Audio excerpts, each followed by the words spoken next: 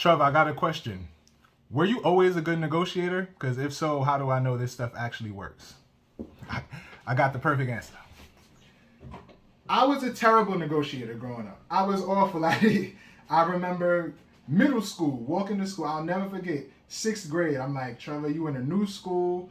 You got to learn how to say no to people. Because I had a bad habit of anything people asked me for, I would just say yes to be in their good graces and get away from the conflict. And it put me in a lot of situations where I had to do things that I signed up for that I really didn't want to do. You know, host particular events, volunteer particular events, go to other panels and things of that nature that didn't really give me much out of the occasion, but used up a lot of energy that I could have put into things that I wanted to do.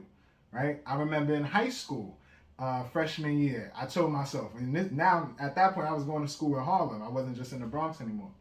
And I remember going to school every day, 9th grade, and one of my own friends every day would ask me for $1. And every day I'd give him the $1. And it wasn't like a bully thing or anything like that. I'm 6'5". The guy would just, hey Trev, I can borrow $1? Of course. Eventually it turned into, Trev, can I get $1?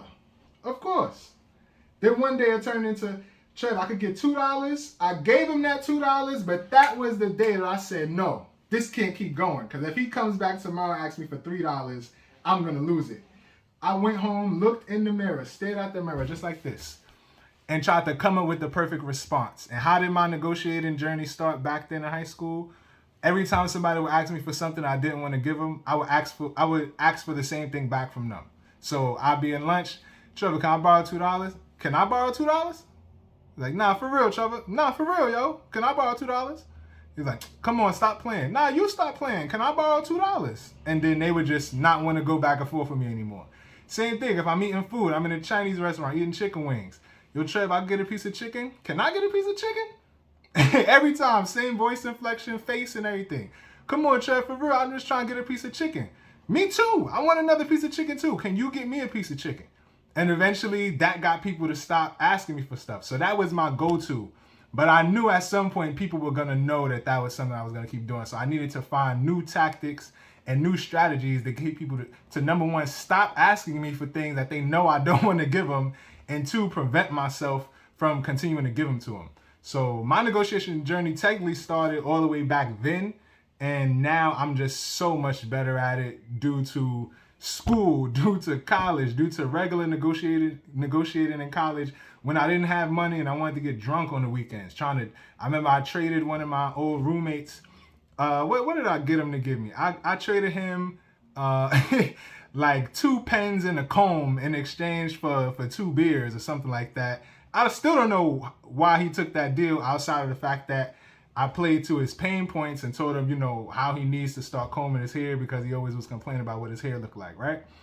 And from there it just continued to go. I had to negotiate my way into new jobs. I had to negotiate my way into new clients. I had to negotiate partnerships with new businesses, and all of that experience gave me tools that I could use at any given time.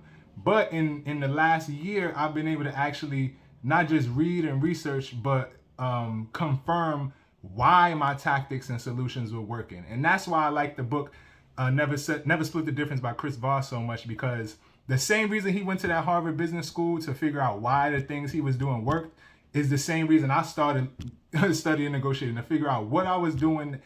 I knew what worked, but to figure out why it worked and where else it would work, right? So again, my name is Trevor Cassaberry, CEO of Cassaberry Consulting and author of the For the Hustler book series.